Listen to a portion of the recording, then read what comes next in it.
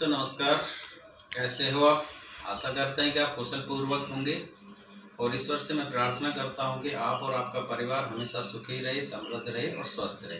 प्यारे बच्चों, political science के पार्ट 2 का आज हम लेसन नंबर 8 शुरू करने जा रहे हैं। इससे पहले हमने 7 लेसन्स के ऑब्जेक्टिव जो very short answer type question थे, जिनको ऑब्जेक्टिव टाइप क्वेश्चंस थे जो 1 मार्क्स के थे, वो 7 लेसन के आपको हम सेंड कर चुके हैं, उनको अच्छी तरह से समझा चुके हैं। आज जो लेसन हम शुरू करने जा रहे हैं उसका शीर्षक है, उसका नाम है रीजनल एस्पिरेशन। तो इस लेसन से रिलेटेड ही क्वेश्चंस आज आपको समझाए जाएंगे कि किस तरह के क्वेश्चन है। तो फर्स्ट जो क्वेश्चन है वो है regional aspiration mean. Regional aspiration का मतलब क्या होता है, क्षेत्रीय आकांक्षाओं का मतलब क्या होता है। तो ये है on wish of a special region, एक विशेष क्षेत्र में स्वयं की इच्छा।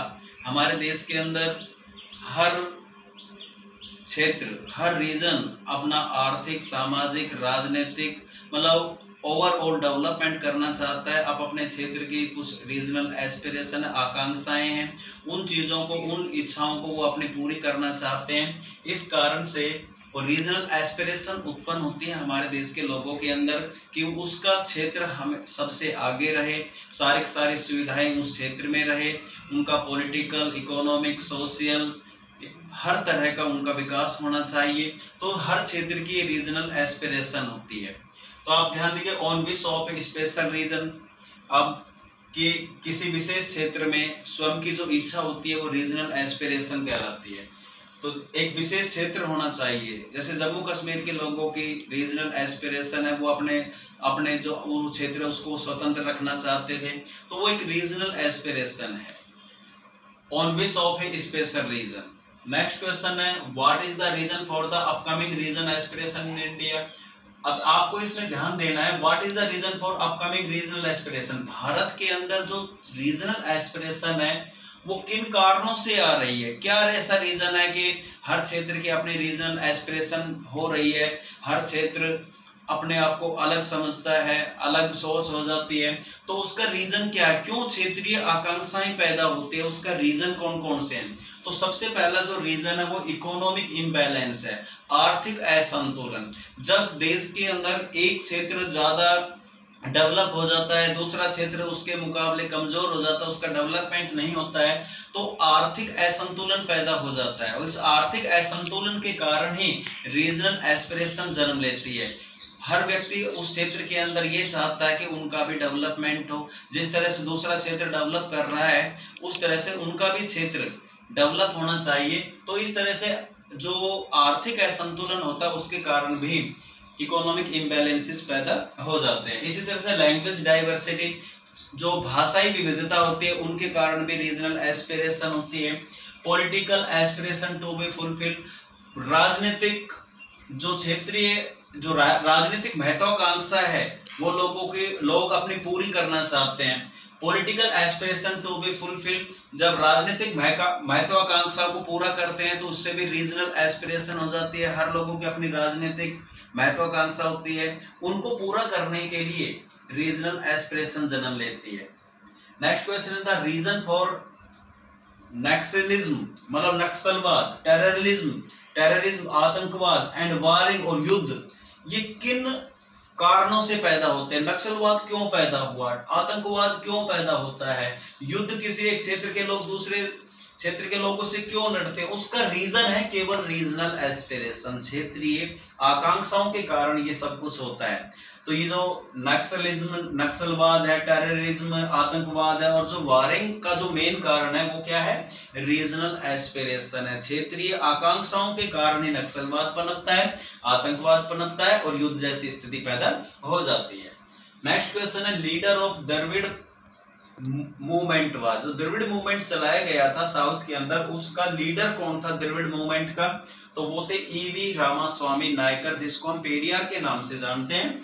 ईवी रामास्वामी नायकर द्रविड़ मूवमेंट के लीडर थे। नेक्स्ट है, to which state are DMK Dravida Munnetra Kazhagam and All India Dravida Munnetra Kazhagam AIDMK parties are related. जो डीएमके पार्टी और AIDMK पार्टी कौन से राज्य से संबंधित है।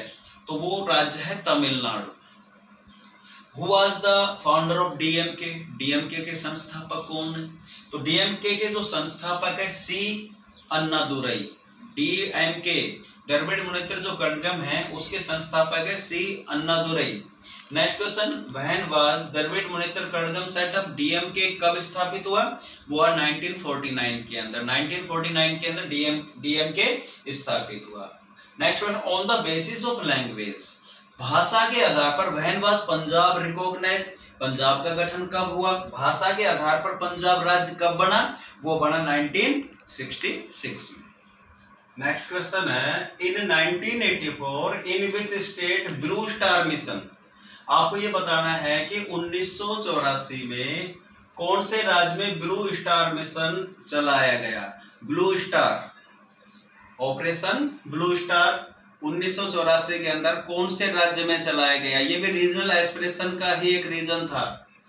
खालिस्तान की डिमांड कर रहे थे, तो खालिस्तान की डिमांड पूरी कराने के लिए जो लोग इसके सपोर्ट में थे उन लोगों के खिलाफ क्या चलाया गया? Operation blue star. ये ऑपरेशन ब्लू स्टार में क्या था, जो अमृतसर के अंदर स्वर्ण मंदिर है उसके अंदर कुछ आतंकवादी ने अपना कब्जा कर लिया था, तो उनको स्वर्ण मंदिर को, गोल्डन टेम्पल को आतंकवादियों से मुक्त कराने के लिए आर्मी ने क्या चलाया था? ऑपरेशन ब्लू स्टार चलाया था। और ऑपरेशन ब्लू स्टार एक कौन से स्टेट में चलाया?